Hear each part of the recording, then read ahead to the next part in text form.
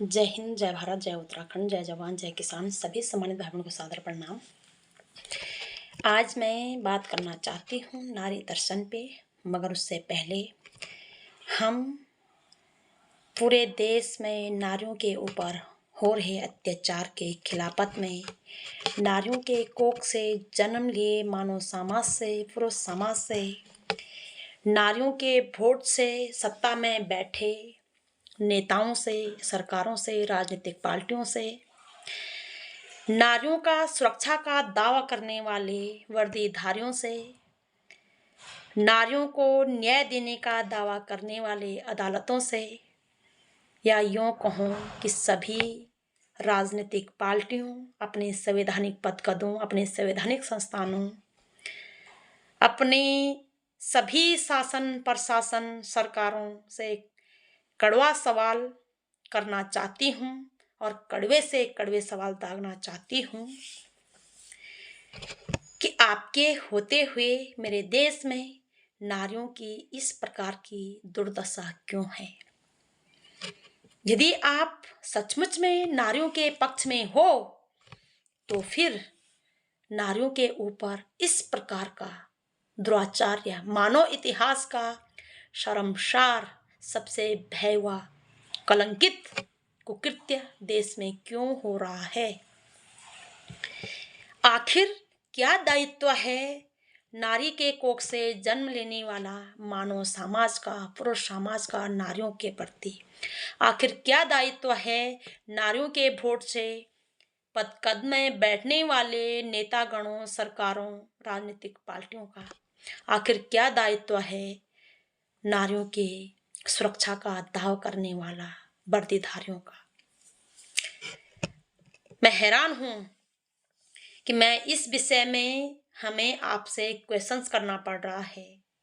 होना यह चाहिए था कि आपको उन व्यभिचारियों से क्वेश्चंस करना चाहिए था कि आपने बेटी अंकिता के साथ, मणिपुर की बेटियों के साथ, पहलवान बेटियों के साथ, संदेश खाली के बेटियों के साथ, यूपी के जितने भी बेटियों के साथ अत्याचार हुआ, या यूं कहूं जो देश से 13.5 लाख बेटियां गायब हुई, हर रोज जो माँ बहन बेटियों के साथ अत्याचार हो रहा है, 0 साल की लड़की से लेकर के 95 साल की बुजुर्ग माता तक यह अत्याचार क्यों हो रहा है। यह सवाल हमारे वर्दीधारियों का, हमारे प्रशासन का, शासन का, अदालतों का, नारी के कोख से जन्म लिए पुरुषों का, नारी के कोख से जन्म लिए मानव समाज का, नारियों के सुरक्षा का दावा करने वाले वर्दीधारियों का, नारियों के वोट पे सत्ता में बैठने वाले सत्ताधारियों का यह क्वेश्चंस उन व्यभिचारी पुरुषों से होना चाहिए था जिन्होंने बेटियों को नोच नोच करके खाया है।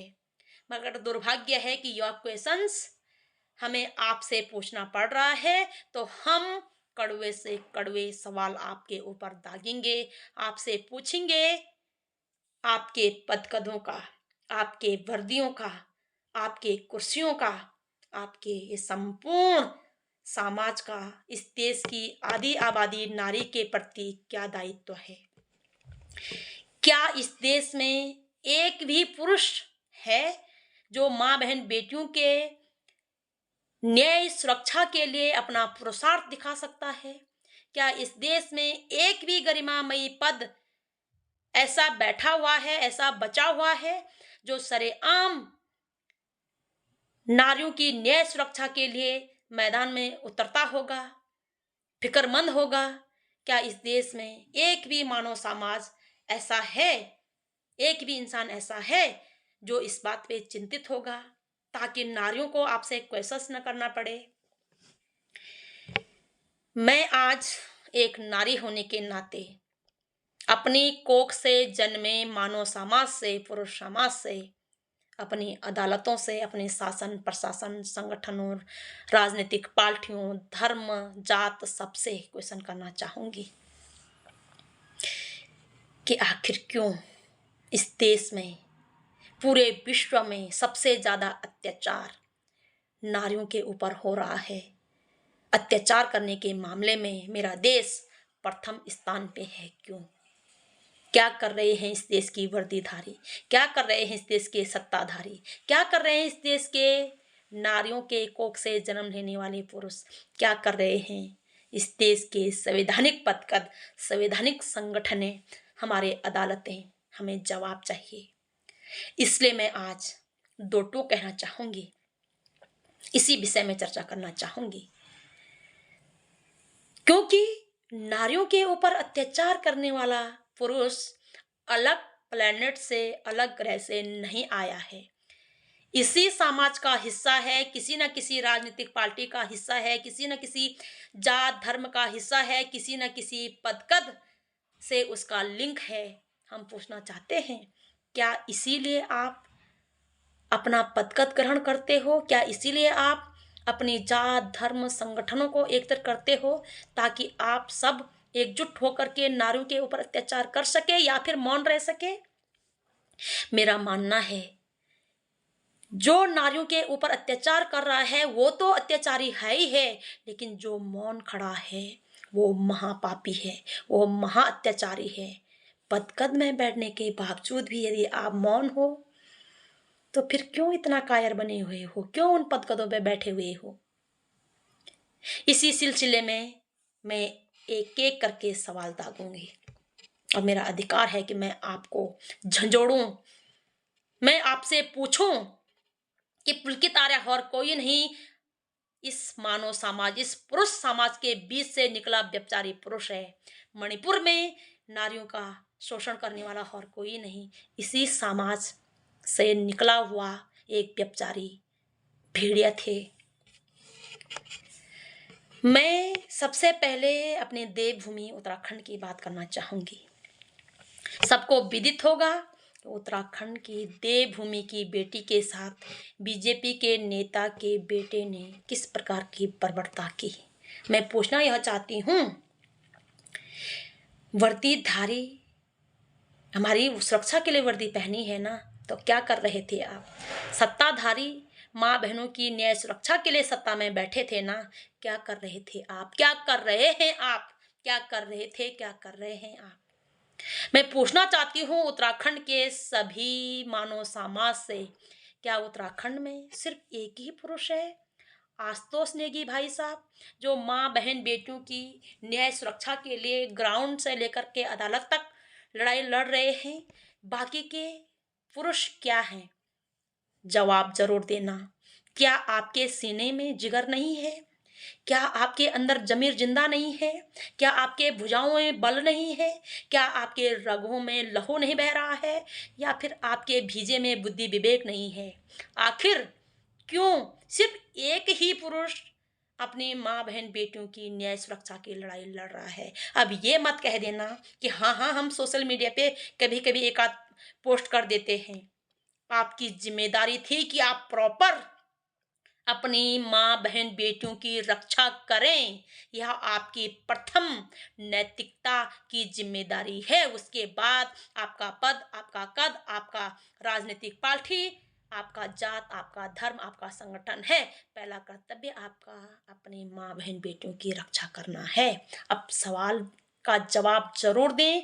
यदि आपके अंदर रत्ती भर भी इंसानियत है, यदि स्वयं को इंसान मानते हो, यदि सचमुच में आपने एक नारी के कोख से जन्म लिया, उसका दूध पिया है, तो जवाब जरूर देना कि बाकी के उत्तराखंड के पुरुष क्या कर रहे हैं? क्यों नहीं अपनी माँ बहन बेटियों के लिए न्याय की मांग कर रहे हैं? क्यों नहीं कर रहे हैं? क्यों नहीं मिला अभी तक बेटियों को न्याय?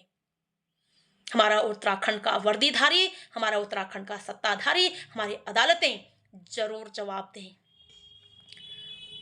अब कहना चाहूंगी, दुख इस बात का नहीं है कि आप हमारा साथ नहीं निभा रहे हो, आप हमारी सुरक्षा नहीं कर रहे हो। इससे बड़ा दुख यह है कि माँ बहन बेटियों की सुरक्षा की अपेक्षा में पुरुष प्रधान समाज माँ बहन बेटियों के साथ अत्याचार के मामले में ज्यादा झुंड में खड़ा है। वह उदाहरण आपको मणिपुर में मिल जाएगा। किस प्रकार से मणिपुर में हजारों के भेड़ियों के झुंड में वह पुरुष प्रधान समाज बेटियों पे अत्याचार कर रहा था। क्या इस देश के सर्वोच्च पद पे बैठे प्रधानमंत्री के कुर्सी में बैठे पुरुष को शर्म आई? क्या इस देश में उस मणिपुर में कुर्सी में बैठे पुरुष सीएम को शर्म आई?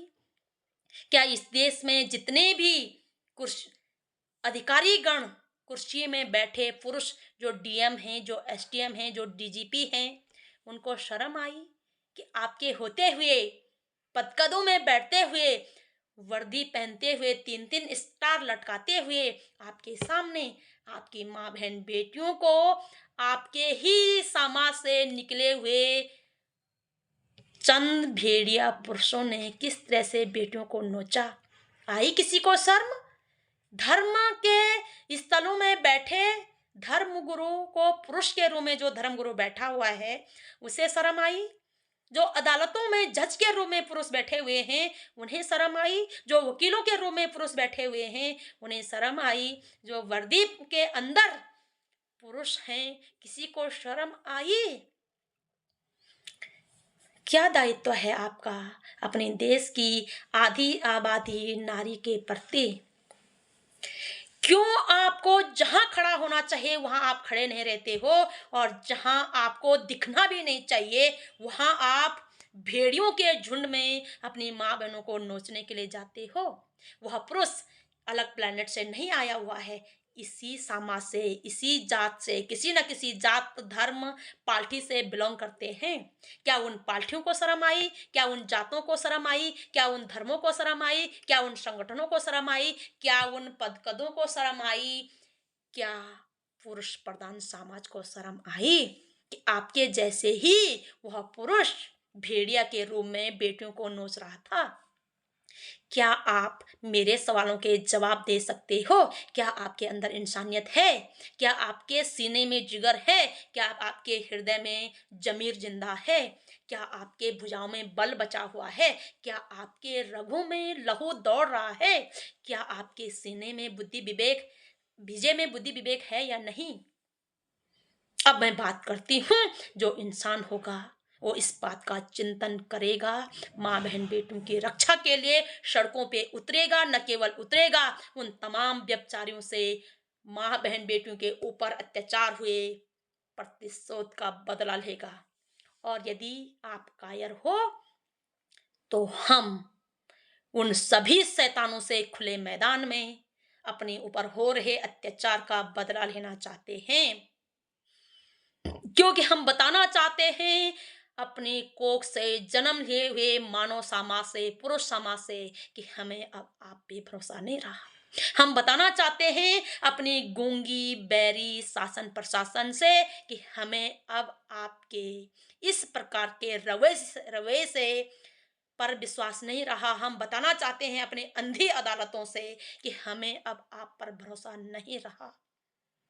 हम अब अपने देश में एक भी बेटी के साथ अत्याचार नहीं सहना चाहते हैं। हम इस देश में नारी क्रांति लाना चाहते हैं और सरेआम अपने ऊपर हो रहे अत्याचार का प्रतिशोध लेना चाहते हैं। हम अब न सहमना चाहते हैं, न डरना चाहते हैं। हम सिर्फ और सिर्फ अब लड़ना चाहते हैं। हम अपनी आत्मरक्षा के लिए लड़ना चाहते हैं। हम अपने आत्मसम्मान के लिए लड़ना चाहते हैं। जो काम मेरे देश के शासन प्रशासन ने, अदालतों ने, समाज ने करना बंद कर दिया है, जो काम, जो ड्यूटी इन्होंने अपना निभाना बंद कर दिया है, हम स्वयं के प्रति अपनी ड्यूटी निभाना चाहते हैं। अपनी रक्षा हम स्वयं करना चाहते हैं। साथियों, कितनी कायरता है ये, कितनी निर्ममता है ये कि पदकदों में बैठकर भी आप कायरों की भांति व्यवहार कर रहे हो। क्यों आप पदकदों के पीछे, जात धर्म के पीछे, संगठनों के पीछे, राजनीतिक पार्टियों के पीछे कायरों की भांति छुपे हुए हो? यदि इंसान हो, यदि आपके अंदर जमीर है, तो सरेआम माँ बहन बेटियों की सुरक्षा के लिए सड़कों पे उतरे। यदि पदकदों में शैतान बैठे हुए हो, यदि पदकदों में कायर बैठे हुए हो, तो हम चाहते हैं, कायर हो तो छोड़ दो उन पदकदों को, शैतान हो तो बताएं, जमीन, ग्राउंड, मैदान आप तय करें, प्रतिशोध का बदला हम लेंगे। अब हम इस देश में किसी भी बेटी के साथ किसी भी प्रकार का अत्याचार बर्दाश्त नहीं करेंगे। आप अपने गुनाहों पर पछतावा भी न करो, आप अपने गलतियों को सुधारने की जरूरत भी न करो, आप अपने गुनाहों को किए गुनाहों की सजा भुगतने के लिए भी तैयार न रहो। आप बेटियों के ऊपर हुए अत्याचार पे आवाज भी ना उठाओ, आप मौन खड़े रहो। और आप नारी से उम्मीद करते हैं कि नारी आपके अत्याचार करने के बावजूद भी आपका साथ निभाए। किसी को शर्म हया है भी या नहीं? कितनी निर्लजता की बात है ये। आपने आखिर नारियों को समझ क्या रखा है? आप क्या चाहते हैं कि आप नारियों को समाप्त कर दें, आप नारियों को नोचते रहें और नारियां आपकी चरण वंदना करते रहे? मैं इस समाज को, मानव समाज को, पुरुष समाज को आपके चरित्र के बारे में बताना चाहूंगी। आपका तो चरित्र यही है। द्वापर में नारियों के पतियों ने ही द्रौपदी के पति तथा कथित धर्मराज कहे जाने वाले युधिष्ठिर ने ही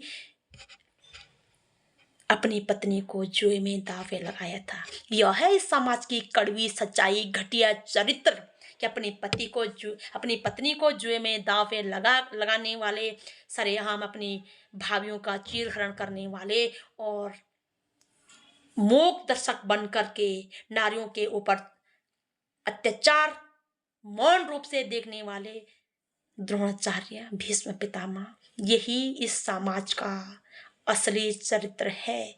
यह समाज नारियों की रक्षा के लिए एकता नहीं दिखाता, लेकिन जब नारियों पे जुर्म हो रहा होता है, या तो जुर्म करने में इस समाज का हाथ होता है या फिर मूक दर्शक बन करके नारियों के ऊपर अत्याचार बनकर कायरों की भांति देख रहा होता है। आप तय करें, आप अपनी पत्नी को दांव पे लगाने वाले अत्याचारी बन रहे हो, अपनी भाभी का चीरहरण करने वाले दुराचारी बन रहे हो, मूक दर्शक बनकर बेटियों का चीरहरण देखने वाले कायर बन रहे हो, या फिर आप भगवान श्री कृष्ण की तरह नारियों की सुरक्षा करने वाले महान भगवान बन रहे हो। आप तय करें कि आप कौन हो। आप नारियों का अत्याचार करने वाले अत्याचारी हो, नारियों का शोषण करने वाले शोषणकारी हो, आप मौन दर्शक, मूक दर्शक, कायर हो, या फिर आप इंसान हो। यदि इंसान हो तो नारियों पे होने वाले अत्याचार के खिलाफ में आवाज उठाओ। यदि कायर हो तो उन पदकदों को छोड़ दो, और यदि शैतान हो तो हम आपसे अपने प्रतिशोध का बदला लेना चाहते हैं। मैदान आप तय करें, जंग हम लड़ेंगे। हम अब किसी भी हालत में किसी भी बेटी के साथ किसी भी प्रकार का अत्याचार बर्दाश्त नहीं करना चाहते हैं और पूछना चाहते हैं कि आप कौन हो। आप कायर हो, आप इंसान हो, या फिर आप शैतान हो? जो कुछ भी हो, यदि कायर हो तो मेरे देश का संवैधानिक पदकदों को छोड़ दीजिएगा। यदि इंसान हो तो उन पदकदों की गरिमा रखें। मां के कोख से जन्म लेने का, मां के दूध पीने का कर्ज चुकाएं। यदि इंसान हो तो मां बहनों की सुरक्षा के लिए लड़ाई लड़ें, और यदि शैतान हो तो मैदान में जंग लड़ने के लिए तैयार रहे नारी के साथ। अब यह युद्ध किसी पक्ष विपक्ष के बीच में नहीं है, अब यह युद्ध शैतानों और नारियों के बीच में है। और हम देखना चाहते हैं कि इस युद्ध में पुरुष प्रधान समाज कौन सी भूमिका निभाना चाहता है। कायरों की भूमिका निभाना चाहता है, इंसानों की भूमिका निभाना चाहता है, या फिर शैतानों की भूमिका निभाना चाहता है। हम जानना चाहते हैं कि हमारा पुरुष प्रधान समाज नारी के कोख से जन्म लेने वाला यह मानव समाज नारियों के प्रति अपना कौन सा दायित्व निभाना चाहता है। हम आपके हर प्रकार के दायित्वों को एक्सेप्ट करना चाहते हैं। यदि इंसान हो तो हमारे कंधे से कंधे मिलाकर हमारी न्याय सुरक्षा की लड़ाई लड़ें। यदि कायर हो तो उन पदकदों को छोड़ें, उन तमाम प्रकार के संवैधानिक पदकदों को कानून का जामा पहनकर वर्दी को छोड़ें। यह वर्दी, यह पदकद आप पे सूट नहीं करते हैं। यह कुर्सियां, यह वर्दी, यह पदकद, यह किसी भी प्रकार के संवैधानिक पद आप पे सूट नहीं करते हैं।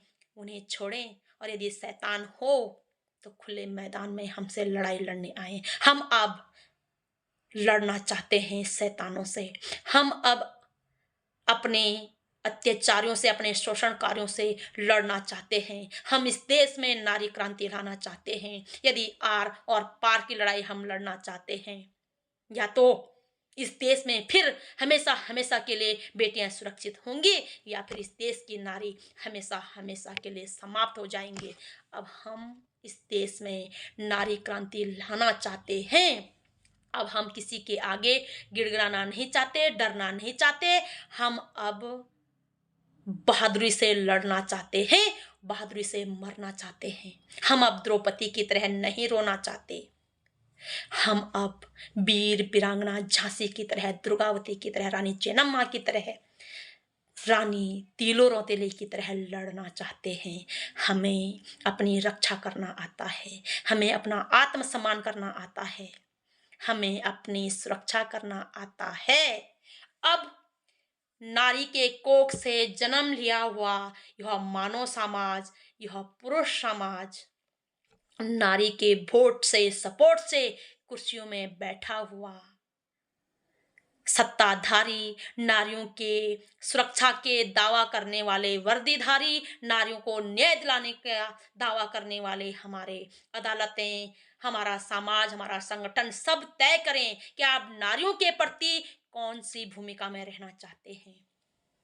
कायरों की भूमिका में, इंसानों की भूमिका में, या शैतानों की भूमिका में। हम हर पटल पे आपसे अब लड़ना चाहते हैं। कायरों की भूमिका में रहना चाहते हो तो पदकदों का आड़ लेना बंद करें। इंसानों की भूमिका में रहना चाहते हो तो हमारे कंधे से कंधा मिलाकर चलें और हमारे व्यभिचारियों के साथ लड़ाई लड़ें। और यदि शैतानों की भूमिका में रहना चाहते हो तो हम खुले मैदान में आपसे लड़ना चाहते हैं।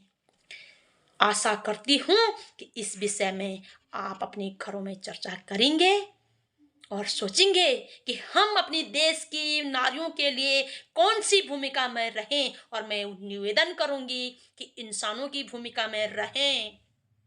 अब कहना चाहूंगी कड़ी भाषा में, कायदे में रहोगे तो फायदा में रहोगे, अन्यथा वह दिन दूर नहीं होगा मेरे भाई बहनों। मैं तो प्रतिशोध लूंगी मेरे भाई बहनों। मैं इस देश में नारी क्रांति लाना चाहती हूँ। मैं नहीं चाहती कि मेरे देश की नारियां किसी पदकद के नीचे दबे, किसी जात धर्म के नीचे दबे, किसी शैतान के शैतानी का शिकार बने। मैं नहीं चाहती।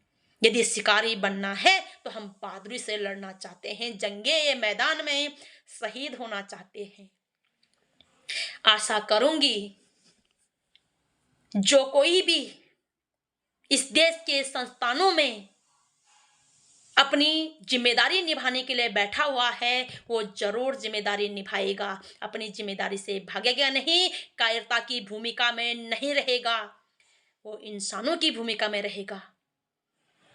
फिर से दोहरा दूं कि हम आपसे हर पटल पर लड़ना चाहते हैं। अब आप तय करें कि आप हमारे सामने कौन सी भूमिका में आना चाहते हैं। आशा करती हूं कि नारी के कोख से जन्म लिया है, इंसानों की ही भूमिका में आओगे।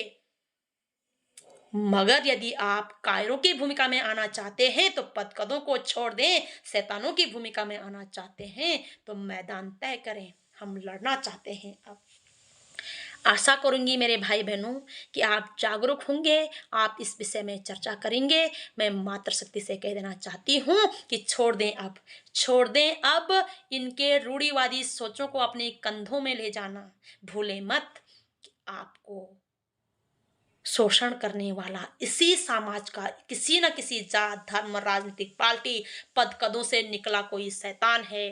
भूलिए मत कि आपका शोषण करने वाला और कोई नहीं, आपके घर का सदस्य, आपके परिवार का, आपका समाज का, जात धर्म राजनीतिक पद कद किसी न किसी का आड़ में बैठा हुआ शैतान है। अलग प्लेनेट से, अलग ग्रह से कोई नहीं आया हुआ है। सब इसी समाज से हैं, सब इसी ही धरती में हैं।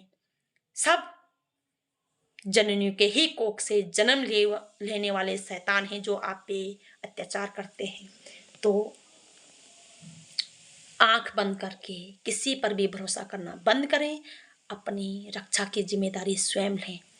इस नाते संपूर्ण नारी समाज को एक स्वर में कहना होगा कि हमारे कोख से जन्म लेने वाला मनुष्य किस भूमिका में हमारे आगे आना चाहता है।